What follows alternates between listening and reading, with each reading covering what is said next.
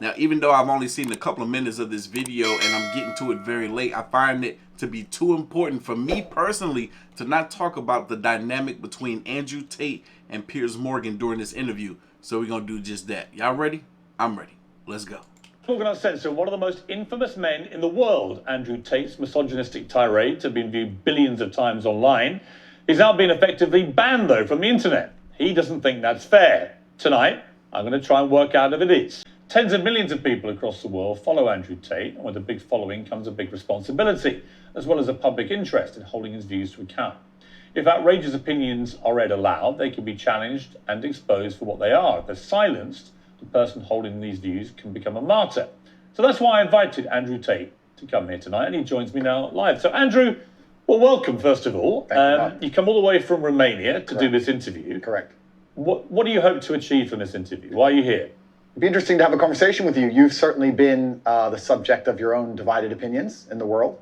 There's a lot of people who would say some of the things you say are perhaps dangerous or toxic. So I thought you'd be a good person to speak to about this subject. I didn't know much about you before this year, and then I suddenly became very aware of you, as the world did, because, as I said earlier, you were the #1 subject searched on Google ahead of Donald Trump. I didn't think it was even possible. Why did you get suddenly so popular / infamous, do you think? I exploded. I certainly didn't do that with magic. I've been on the internet for a very long time. I think in the world we live in now, as the other side, the people who disagree with me, as they get more and more tyrannical in their censorships and their hate mobs, etc., as standard masculine practices are deemed toxic, I didn't put a magic spell on everybody. I managed to accumulate a large amount of affinity with the male populace across the Western world because I'm simply saying things that many men believe, think, and feel. The problem I would say is I want to play you just a clip off the top. This is from Joe Rogan, who's somebody I absolutely love. Sure. And I think it explains to me what I presume my issue with you is going to be, right? Correct. And you have absolutely got the right to try and persuade me otherwise. Sure. But Joe Rogan said this about you. Now, did y'all listen to what Piers Morgan said? I need y'all to be very mindful when someone has already chose to come at you with a certain type of viewpoint of who they think you are without first getting to sit down and talk to you and have a civil one-on-one conversation with you. Be very, very mindful of those people, because what they do is they create a biased judgment about who they think you are before they get to know who you actually are. And to validate how they feel, they will find information and sources, kind of like what Piers Morgan did here with this clip that we're about to see of Joe Rogan. They'll find these sources and say, okay, I'm not the only one that's feeling this way. Somebody else does too. Let's watch. My 12-year-old and my 14-year-old asked me about Andrew Tate. And my what'd you say? 14-year-old What'd you asked say? me, I said he's a legit world champion kickboxer. I go, I like him a lot. Why do you like him? And I was asking him. They said he says a lot of funny stuff on Twitter and TikTok. He f***ed up with the misogynist. Yes. Because if he didn't do that, if he just did the pro-male stuff. So I thought that was interesting, because when I've gone over everything that's been at the centre of the debate about Andrew Tate, I come down with Joe Rogan in the sense that there's a lot of stuff you say I agree with. You know, I've got 3 sons in their 20s. It's not easy, actually, being a young male in the modern world. And I think a lot of the things that you say about that can resonate with them. Yeah. The problem comes with the, I don't know, 10, 20% or whatever of your output, which on the face of it appears to be blatant misogyny. And when you couple that with your massive influence and huge reach, that is why the social media companies have decided to effectively cancel you. I don't believe in cancellation. I don't believe in censorship particularly. That's why I've invited you to come on the show. But I do think a lot of the things you've said are blatant misogyny. Do you accept that? So you made a very interesting point there. You just said on the face of it appeared to be blatantly misogynistic. I understand that on the face of some of the long format content I've made, if you're going to take a few seconds out of hours, chop it up, put it all over social media, accompanied with my massive fame, then things can absolutely not be taken out of context. I do not hate women in any regard. I have no negative relationship with women. No women have come forward saying I've hurt them. I have no criminal record for hurting women. There's no way I can be seen as the face or the devil in regards to how men treat women on the planet. I'm absolutely and utterly the opposite. I believe in protecting and providing. I've been misunderstood. There's been large contingents of people who have tried very hard to purport lies about me.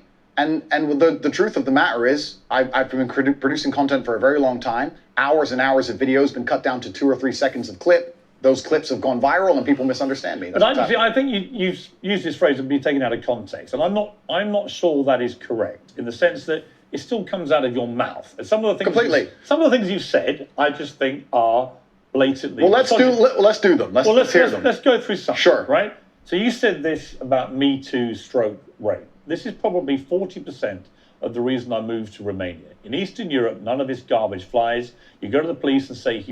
When I say these things, people sit and say that, oh, he hates women. I don't hate women.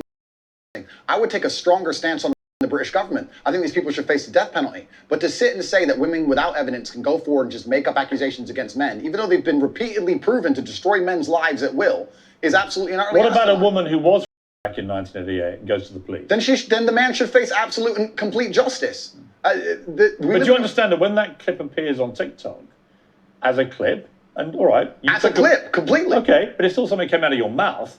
Do you accept that when that appears on TikTok, a lot of young, maybe not as smart as you, young men, right? Impressionable, teenagers, will read that and go, what's he saying here? Is he saying that doesn't exist? No. This is the importance of understanding things when it comes to context. But only taking that one little snippet of what he said in regards to a woman saying, oh, this happened to me 20 years ago, or now I'm going to come to the police about it today, then it could be understandable as to why Andrew feels the way he does. Because if something happens to you, if somebody robs your house, you're not going to call the police about it 20 years later.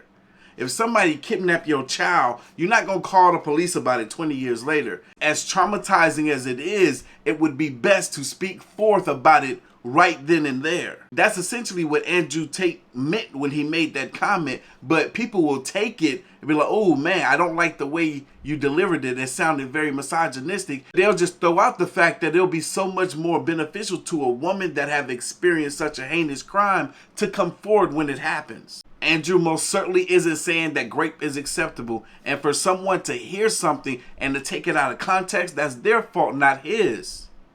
Any grown person in their right mind understood exactly what he meant. Completely. I'm not going to sit here as a professional and say that I can't be taken out of context. What I will say is that one small sentence you've taken was from a 1-hour video where I explained that, of course, rape is disgusting. Of course, everybody should be punished for their crimes regardless of when they happen. But people are not perfect, male and female. And if you give women the opportunity to destroy men's lives without evidence, there's going to be a contingent of women who will do that. I'm trying to make a balanced and nuanced argument in a world where people have no attention span. They're going to take a few seconds, put it online, decide someone's good or bad, not be interested in the longer format video. And here I am. No, I'm certainly a person who takes personal responsibility. That's who I am as a person.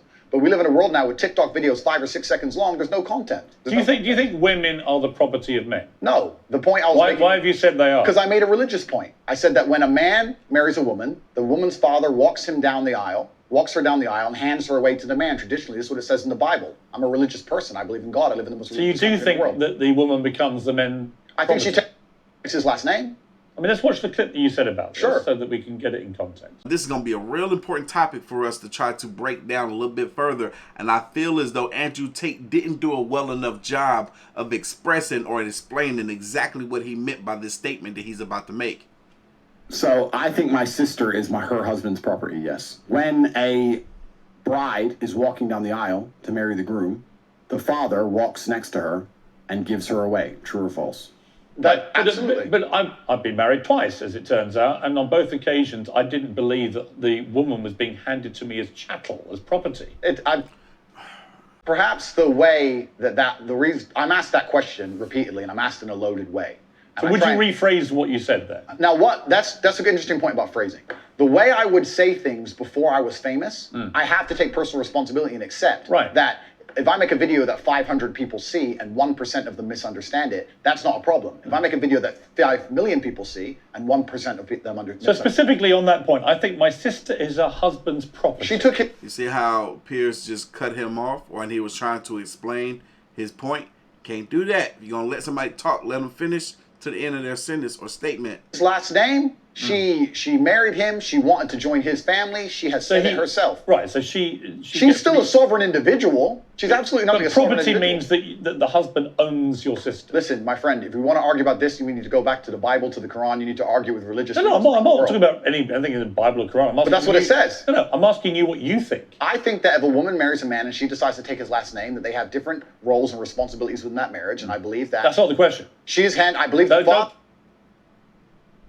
He's explaining to you what you asked him the question. The question was, what does he believe? And he's telling you what he believes. But you're saying that that's not the question. Come on, Piers, get a man a chance. You made a biased judgment upon who he is, and you're running with that. Let the man talk. I am. The father hands her. Don't behave like a politician. The father hands her to the man. Right, but don't be a politician, because I think you're a straight talker, right? You keep telling me you're a straight talker. I think my sister is her husband's property. Do you regret saying it like that? I understand that with my newfound fame, perhaps it could be phrased differently. However, I still believe that a woman is given to the man in marriage. That's what I believe. Yeah, but See, the thing that I felt Andrew Tate failed to say, because he brought it up as it being a religious point, right?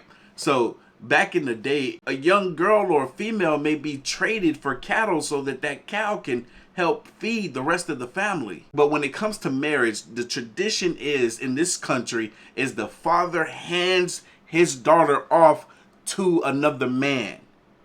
Say, okay, she was my daughter to protect and serve. Now she's yours to protect and serve with your last name. Just like a parent has ownership of their child, this becomes their responsibility to protect and provide for. But unfortunately, for the sensitive times that we currently live in, that type of wording sounds very harsh. It's property. No, the property is the word that other people use when they ask me the question. But as an equal partner in a loving union, that's what marriage actually means. It doesn't mean that when you get married, the woman is given to you as a bit of chattel. Agreed.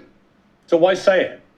But that's the way that people ask me the question. People say to me, they ask the question. Hang on, you can't blame people for asking you questions. Surely, if you want to be accountable for what you've said, you've got to own your responses, not blame the question. I own the response. Like me asking you a question now, and you say something, and then say, well, actually, I blame you for asking. I understand, Piers. Piers, I understand. I believe the woman is given to the man. I believe she's given away by the father. I believe she belongs to the man. So fundamentally, you do believe that a woman becomes a man's property at marriage. I believe she belongs to the man in marriage, correct. Right. You see, that to me is misogyny. And you're entitled to your opinion. Right. Now, at this point, y'all might be thinking that I'm 100% on Tate's side.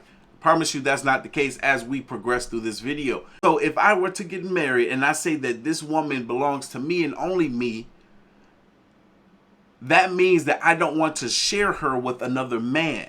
That's not misogyny.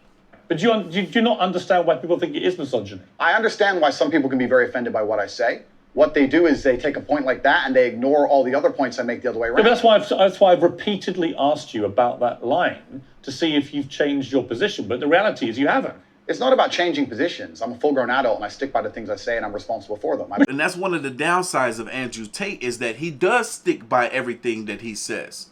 Almost to the point where you feel as though he's not capable of changing his mindset. One of the most important things you should be able to do as an adult. A great philosopher once says, the ignorant man of the 21st century isn't the one that can't read and write, but the one that can't learn, unlearn, and relearn again. You have to be capable of changing your mindset if presented with some information to show that you are wrong, you may be incorrect, or maybe the information that you're holding on to isn't the most beneficial to the betterment of your life.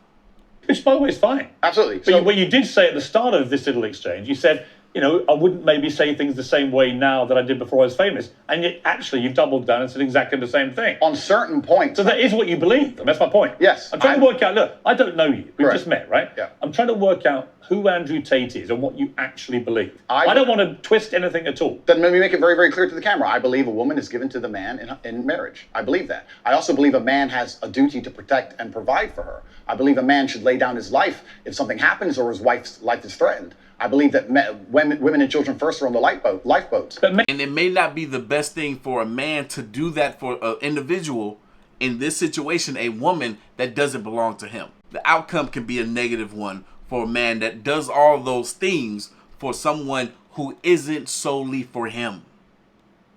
I believe that men. But a man doesn't own a woman. It's not. No. It's Unless they okay. literally buy them as a slave. Well, obviously, we're not talking about that. We're talking about religious, biblical marriage. We're talking about something else.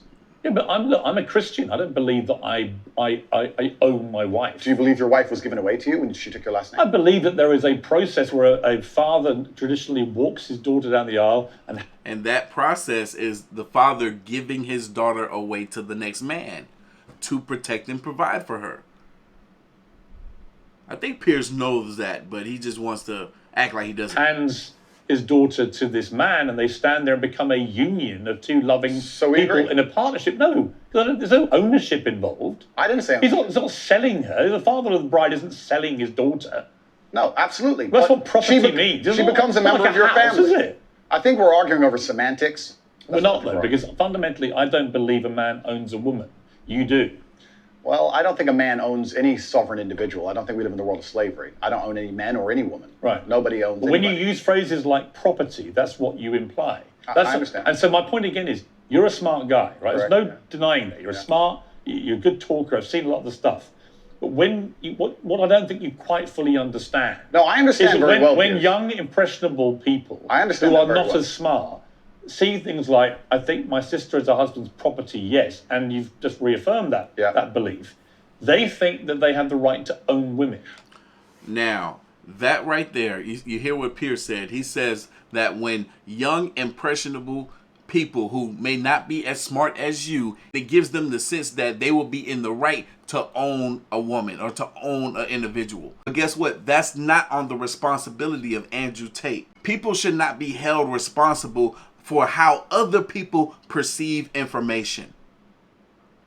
Because there's so many different perspectives, welcome to the channel, there's so many different perspectives that can be viewed for any given topic.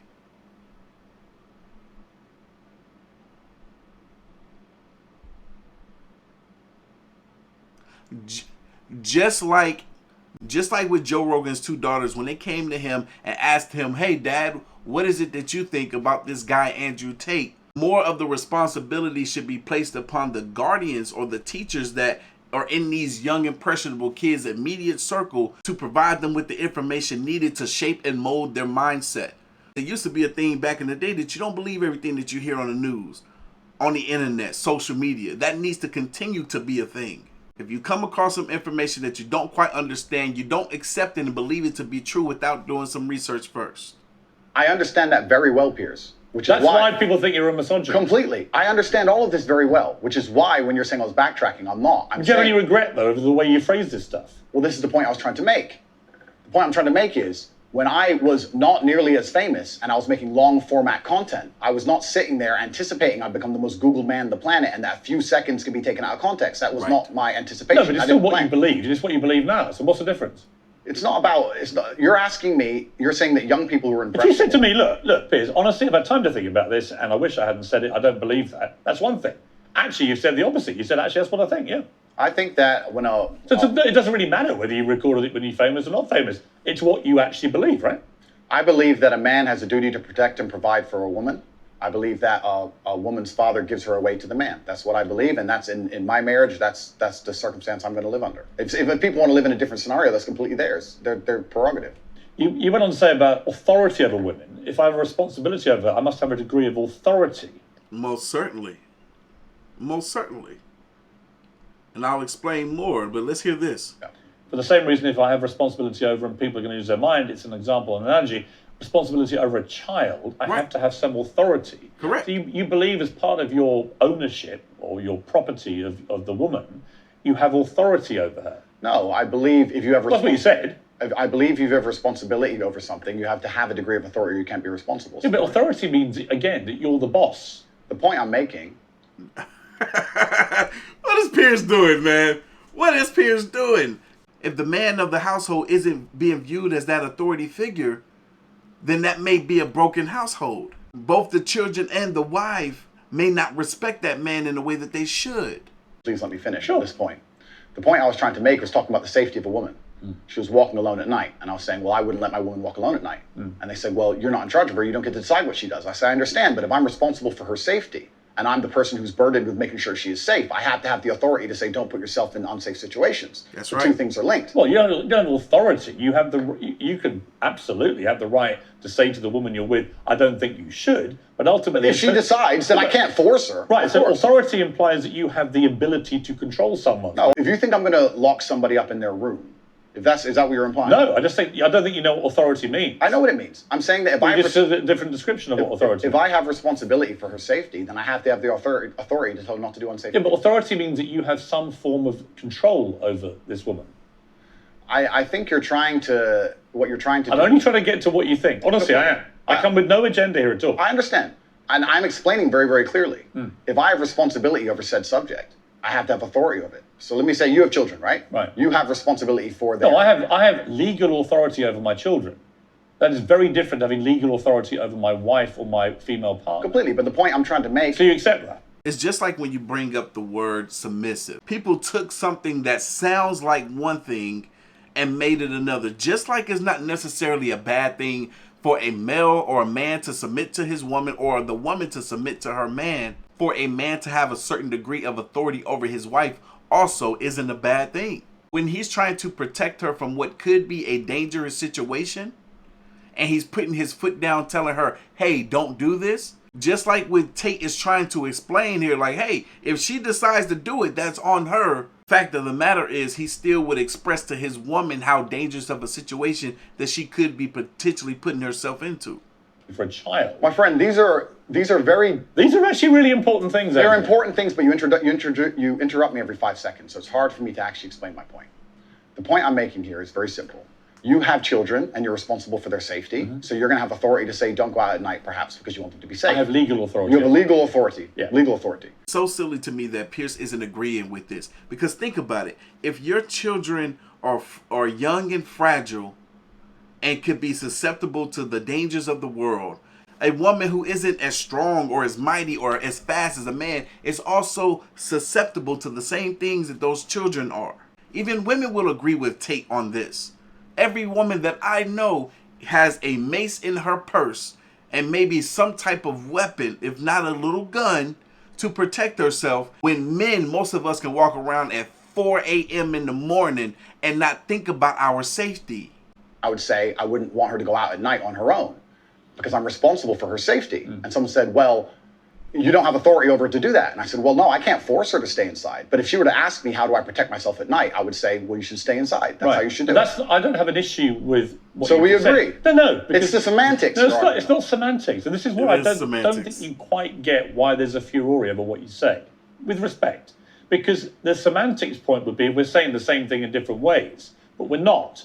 I'm saying to you that when you say I have to have some authority over a woman, I say to you, you have no right to any authority over a woman. You do over a child if it's your child, because you are the legal appointed guardian of that child. Understood. You're not a legally appointed guardian or authority over your wife or female partner. Legally appointed, absolutely not. I agree. However, when it comes to things like personal responsibility or personal safety, men, largely by society, are accepted. We're the protectors and providers. Correct. We can sit here and pretend that in the world we live in, if me and my wife were walking down the street and men were to come up and try and attack us, I wouldn't be the one fighting. But we both know in reality I would. Right. I have a degree of responsibility to protect her. So if I have a degree of responsibility to protect her physically, then the point I'm trying to make is I will do my best to make sure she's never putting herself in unsafe situations. You wish you hadn't used the word authority. The authority is something that she would give to me. Exactly. Thank you, Tate, for saying that. She would come to me and say, how can I make sure I'm as safe as possible? But I don't want to interrupt you. I just want to point out that's not what authority means. If so, voluntary authority is not authority. Yes, it is. Yes, it is. It most certainly is. Too often do you hear women say, oh my God, I wish I had a man that I can trust, that I can let go, that I can play my feminine role while he plays his masculine role. Someone who I know is going to protect me. It takes the woman relinquishing some degree of authority in order for her to allow a man to play in that role and for her to accept it. And it's a beautiful thing. Prime example of that, this clip. This is what I know. You can correct me if I'm wrong. A strong woman needs a strong man. Yes, Point blank, period. I agree. Juliet would hit that door, and I would tell her, close the door back. And she's like, I don't get to close the door back. You don't touch that door handle. I'm coming around to get your door. I don't need you to get my door. I can get my own door. I know what you can do. This is what I'm going to do. But this is what I will do. Yes. And close the door back, and I'll come around, open the door. Next time, she go to the door, close the door back. She comes to, after a few months, she opened the door, closed it back herself. I was just playing. Just wanted to see what you was gonna do. Now? She's waiting for her door to be open. See, this clip right here is a beautiful example of how important it is for the woman to let the man lead. She let this man lead, and she trusted his guidance. But y'all, we're going to end the video right here. We might chime back into some more of this interview at a later time. If y'all like me too, just comment down below. And I'm going to catch y'all in the next one. See ya.